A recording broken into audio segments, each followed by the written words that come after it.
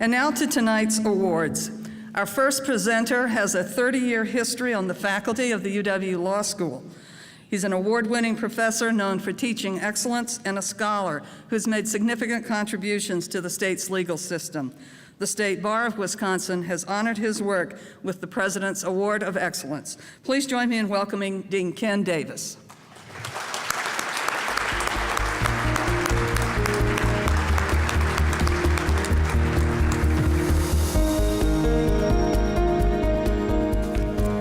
Thanks very much, Paula.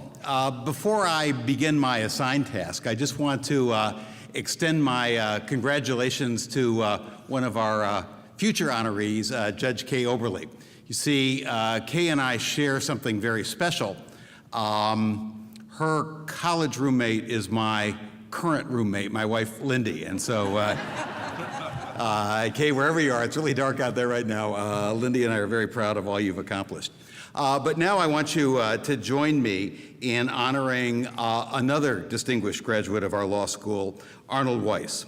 The depth and breadth of Arnie's experiences are truly unique to most people living today. From his humble beginnings as a child in Nuremberg, Germany, through his extraordinary experience in World War II, during his academic career at the University of Wisconsin, and throughout his 50-year career in international finance, Arnie has certainly proven worthy of this highest honor for alumni of our great university.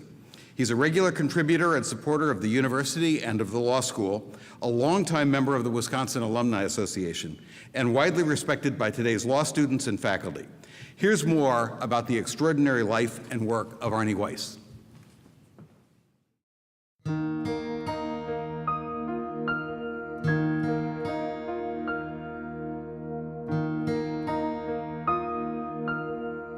Out of the destruction of World War II, Arnold Weiss found a passion to build. His odyssey has taken him from Jewish orphan in Nazi Germany through a 50-year career in international finance, bringing progress to developing nations all over the world. Arnold was born in 1924 in Nuremberg, Germany. When his parents separated, his mother was unable to support Arnold and his two sisters, so a 7-year-old Arnold was left in the care of a Jewish orphanage. Soon the danger posed by the rising Nazi regime became evident. Jewish parents disappeared into prison camps, and the orphanage swelled to capacity.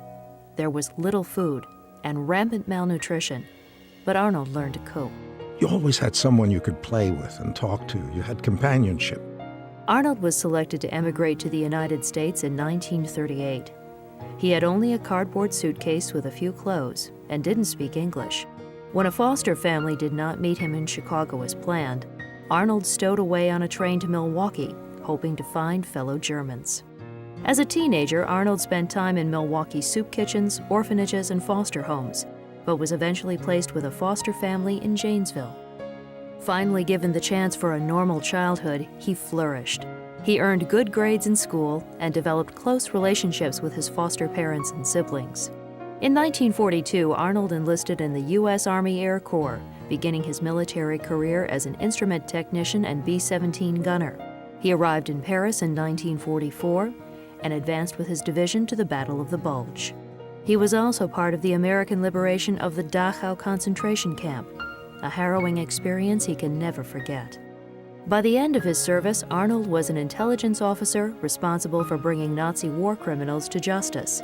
Now 21 years old and one of the few American soldiers who was fluent in German, he was assigned to interrogate Nazi prisoners. After the German surrender, acquiring evidence of Adolf Hitler's death became an international priority. Arnold and a British officer were summoned by the Allied Supreme Headquarters to lead the pursuit of this evidence. Their efforts soon led to the capture and arrest of SS General Wilhelm Zender, who'd been with Hitler in his bunker just prior to his death. There was no immediate indication that this guy had anything of value, but when I was interrogating him, he said to me, "I suppose you want the documents?" I said, "Yes," having no idea what the hell he was talking about. Zender led Arnold to a hidden briefcase, and before long, Arnold realized he'd discovered the last will and political testament of Adolf Hitler, the last will of propaganda minister Joseph Goebbels, and the marriage certificate of Hitler and Eva Braun. The documents detailed succession plans and eventually became important evidence at the Nuremberg trials in trying remaining officials of the Third Reich. Arnold was honored with the Army Commendation Medal for his important discovery. Arnold stayed in Germany until 1947 as a military intelligence officer, working with the U.S. Treasury to trace assets of the Nazi Party. After his service, he returned home to attend the University of Wisconsin. Arnold spent his 4 years active in student politics and the Hoofers Hiking Club, and he was a house fellow in Goldberg House. He also enjoyed time at the Hasty Tasty Tavern on University Avenue.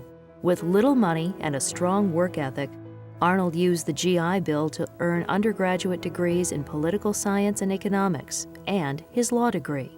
I've always looked back on the university as a very pleasant experience. I made a lot of good friends there. I enjoyed the law.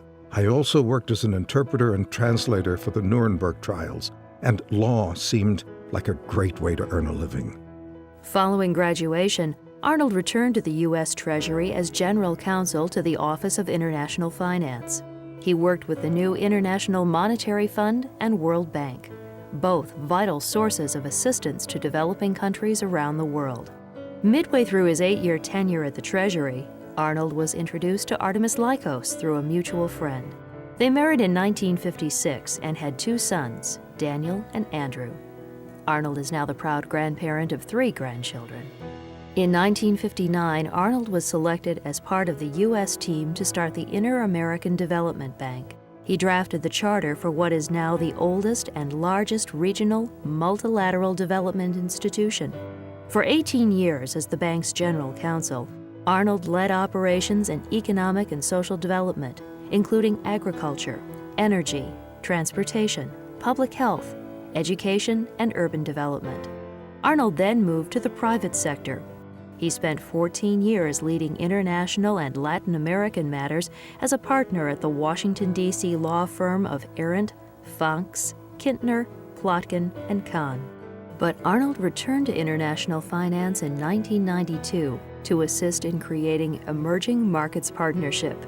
Today, the investment banking house is the world's largest private equity firm dedicated to infrastructure in developing countries.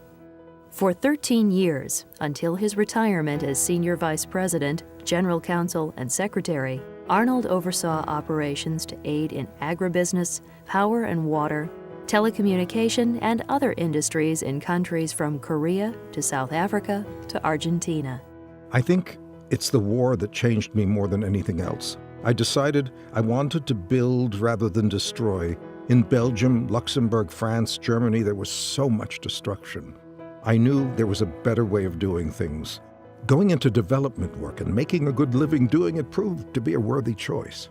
A testament to the American dream and the resiliency of the human spirit, Arnold Weiss overcame a childhood filled with disadvantage. Through his leadership, University of Wisconsin education, expertise, and compassion, he built a legacy of social and economic progress in nations all over the world.